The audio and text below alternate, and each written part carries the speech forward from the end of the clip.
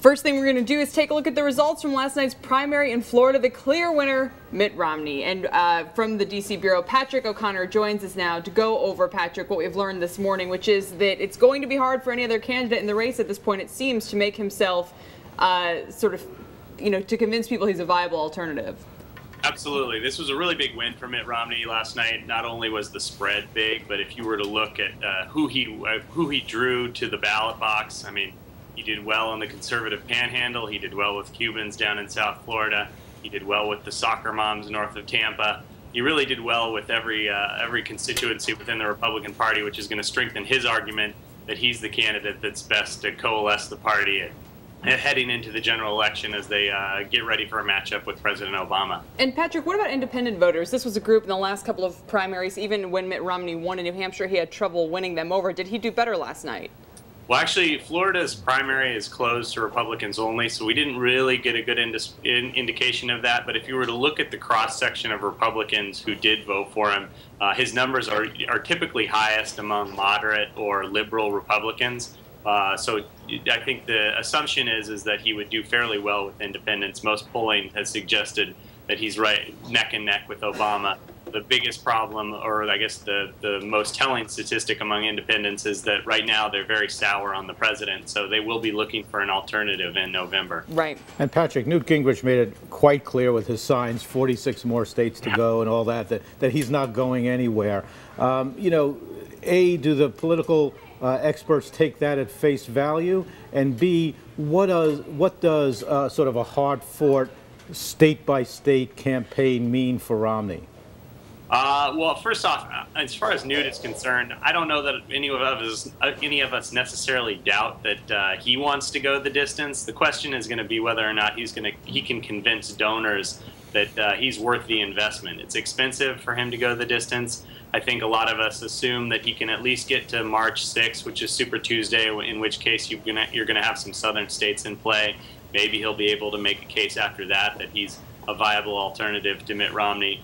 But the money is going to be the big question moving forward, especially after a month in February where you've got a lot of contests that really seem like they're on favorable terrain to Mitt Romney. As far as the longer contest is concerned, I think, Mitt Romney probably wants to end this thing as soon as possible, and I know a lot of Republicans, both just rank-and-file voters and Republican establishment types, want to wrap this thing up.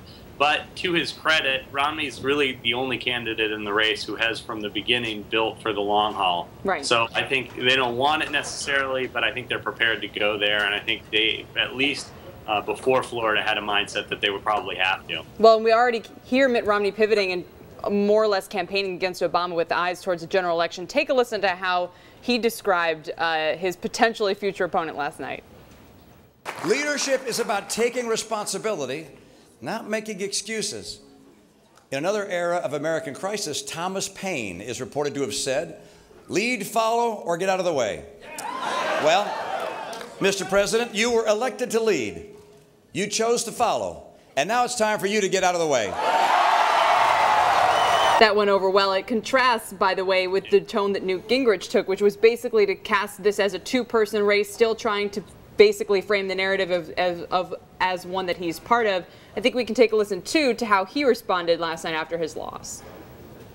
And I think Florida did something very important, coming on top of South Carolina.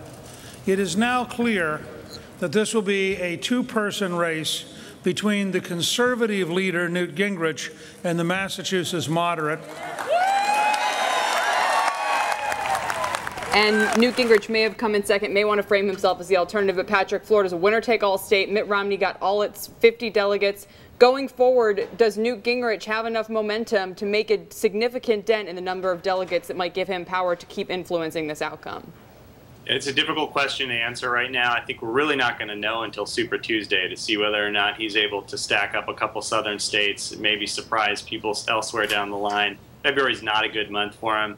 If you were to look at the numbers on Florida, he and Romney were basically neck and neck among constituencies that Gingrich should have won by a pretty wide margin, or that he did win by a wide margin in South Carolina. So it's really going to be a difficult argument for him to make moving forward that he is the viable alternative, especially if there are some polls out that suggest that Rick Santorum may actually do better in Missouri and may even give Mitt Romney a run for his money, and it's a non-binding primary. Yeah, if something and like that Neil, were to happen, it would be very difficult for Newt Gingrich to even maintain his spot as kind of the natural conservative alternative to Romney. Yeah, we hear Rick Santorum already trying to posit himself as the alternative to Mitt Romney. It's kind of complicated algebra, I think, that Rick Santorum was trying to do, but I heard him interviewed last night on television, and he was sort of saying by Gingrich losing so much in Florida, by losing by such a large margin, he, in fact, as people look, will see that he is the one conservative alternative, and there's got to be essentially one conservative alternative at best,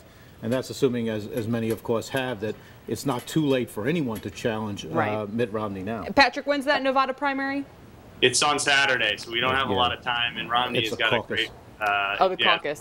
But he's got a big organization out there, won the state by a pretty wide margin last time around. I think a lot of people assume that he's going to do well this time. The other thing I'd point out is that Mitt Romney right now is winning conservatives, so he may not even need a conservative alternative, and I think that is probably the most dangerous statistic for both Newt Gingrich and Rick Santorum at this point. Yeah, great point. Patrick O'Connor from Washington this morning. Patrick, thanks. Thanks a lot.